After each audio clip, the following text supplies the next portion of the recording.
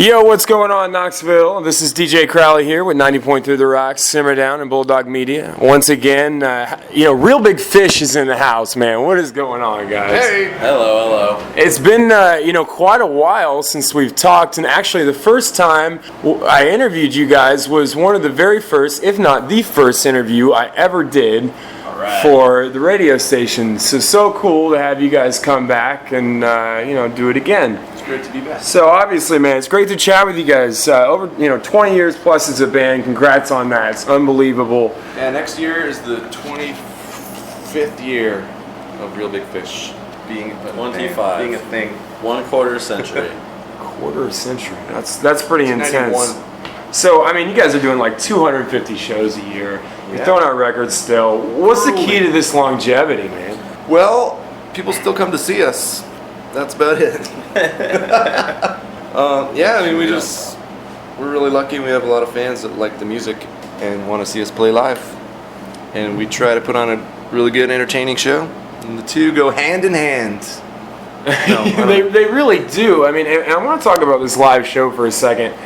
When it comes down to a live show compared to studio albums, some bands really focus on a studio album. Some bands really focused on their live show. Some bands do both. You guys are really into this. You guys obviously don't give a crap about your studio albums. Is that what you're saying? Well, no, you had a quote, on Candy Coated Fury saying, we're really excited because we've actually really brought this, live feel into this album, for the first time in a long time. Yeah. So, talk about playing live, man. Talk about playing live. Talk about it. It just feels good. Yeah. To be up there on stage, performing, just the energy from the crowd. Yeah, we Just have a making lucky. music. It's not. We're lucky where our fans aren't. It's not usually people just sitting there staring at you. They're going pretty crazy. A lot of dancing, a lot of interaction. Yeah, a lot of energy, and it's impossible to not feel that energy that people are putting off, and it's just Really hard not to have a infectious. good time. Yeah. Yeah, it really. I mean, you go to a Real Big Fish show or any kind of ska punk show. Yeah. It's really that upbeat, like let's party kind of atmosphere. There's a lot of humor in it too. It's almost like a stand-up comedy show too, and that's a lot of your part, Aaron. Tell us about that. I don't know. I've just always been a fan of stand-up comedy and just being silly in general. It's the kind of guy I am. And I think, believe it or not, I'm a little bit shy and I get a little scared being in front of people doing my thing. And I always found that being funny and making kind of a joke out of it helps it not be as hard for me to. If I had to be serious, forget about it. Yeah, But for sure. that's what made me able to get up in front of people in the first place. So. And I like being funny. I like laughing. I like having a good time. I mean, it does release the same things in your brain as drugs do. Honestly, laughing, having fun. That's true. If you guys are just tuning in, you're listening to Simmer Down, 90.3 The Rock, sitting here at the concourse at the International. Real Big Fish from the California AA. We're really stoked to have them here once again. I got to talk about this, man, because last time, I was here, and you guys were here. Well, I've been here a long time. You guys were here. Rylan, your drummer, was talking with us. He's not with us anymore. Tell us about his new venture and your new drummer. Well, this band's called America from, the 70s? 70s. Been through the desert on a horse with no name, that band. They stole him from us. Made him an offer he couldn't refuse. He's still a friend. We don't hate him for We it. don't hate him. We understand. It's a pretty cool gig. And he's, done a lot of time playing in this band. 10 years. So, now we have Ed. We stole him from Suburban Legends. Okay, well, So, back and forth. they're not mad at us, are they? I don't think so. No, It's working out good. Rylan was always, he's a really good guy. I'm glad to see that you guys still have a good, connection with him, and part of the scene is just being, you got to go do your thing, Yeah, I've known Rylan since way before he was in the band. I met him in 2000. He was in a band, and I was judging a battle of the bands, and his band won. And they said, "That kid's a winner. That little ginger kid, he's gonna be in this band someday." And for a while, he was. We had a lot of good times. Is there any chance of him toured the maybe world. coming back and hanging out with you guys, for a couple shows here and there? I think he's gonna save up a lot of money and retire. That's what I would do. Yeah, I feel that, man. All right, you guys are nonstop touring. We're just talking about those 250 shows per year. You guys are talking about a 25-year anniversary soon. Some of that touring includes overseas, which a lot of bands just strive for. You know, one of my boys, Pacifier, just got done with their first European tour, their world tour. Theirs whatever was so long too. Yeah, I was just talking to him yesterday. I remember looking at those dates before they went out, and it was the longest. It was so long. It was very long. They said that it was really, really awesome, but also really difficult, going out there and doing all that. Talk about your touring overseas and kind of how it started and how it feels to do it. Well, at first, it was hard for us to get over to Europe and the UK and stuff because our records weren't out there, and our record label didn't seem very interested in releasing them.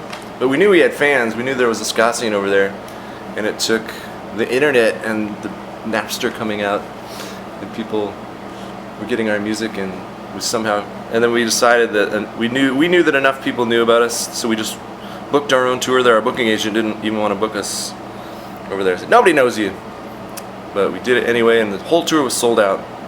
No records out in the stores, nothing. That was 2001. Yeah, we've been going strong there ever since. Not in every country in Europe, but especially in the UK, Germany, really good. For the most part, our shows there are really good. Well, maybe even better than the States. Australia's always been really good for us too. And Japan was really awesome for a while, and then we got stuck in some weird thing where they're like, you don't have a new album, nobody's gonna remember you. Wait till or first it was, don't come back till you have a new album. There's no reason to come. So a few years went by, put out a new album. Then it's been too long, no one remembers. So 11 years went by, and we're finally going back to Japan. Oh, you are going to be going back to Japan? Next month. Next month? Yeah. Oh, wow. What's the date today? With less than It's like a month from today, I think. Yeah. Yeah, man. We're excited super about that. stoked, man. I mean, you guys just keep on doing it after all these years, and we're so proud of you for sure. I got a quote here from this, I guess it was Candy Coated. It's hateful, mean, sarcastic, sometimes sad lyrics over fast, happy, wacky, silly, joyous music. Candy Coated Fury? That makes you want to dance. And, I just said it better wanna- myself. That about sums it up. I mean, yeah, and I saw that, and what you just said a second ago about being a little bit nervous and making it fun, I want to talk about this mean side, this dark side, and this kind of crazy side to close out the interview. This is Real Big Fish. I'm DJ Crowley here sitting with them, man. These good guys. Been doing Let's it forever. end by talking about dark. Yeah, let's depressing get deep stuff. and let's get dark. I always asked everybody at the end of my interviews this, and I failed to ask you guys this last time. Okay. There's a lot of darkness popping up in reggae, whether it be throughout the music, actually, and the instruments, or the lyrics. There's a positive end to it, but darkness in general. What does reggae mean to you? What does it mean? It's like the best kind of music ever. Yeah, that's a good way to put it. I'm not sure. What does it mean to you? I don't know how to say what it means, but it keeps my life going. Keeps me happy on a daily basis. I don't know what that means, but I like it. I told you, it's the best music ever. It's the greatest thing ever invented. It is life. Those Jamaican people, they did it. Those Jamaican people, they did it. They hit the nail right on the head. All right. Aaron, Billy, Real Big Fish, thank you so much for hanging out with us. Really stoked about the show tonight, man. Check them out. How can we find you guys real quick? If somebody has not heard of you for some reason and they want to go to Japan and check out one of your shows. We're all over the internet. All the websites. We're on Facebook, Twitter, Pinterest, Pornhub, Ashley Madison, all the farmersonly.com. Yeah, Christian Mingle. Just Google Real Big Fish. Farmersonly.com. REEL. I saw that commercial the other day. It's always a joke with Real Big Fish, but when he's deep down, they're good-hearted reggae people, man, who love that ska, uppy, crazy music. Thank you guys so much for coming and hanging out with us. Can't wait for the show tonight. Appreciate Thank it. you.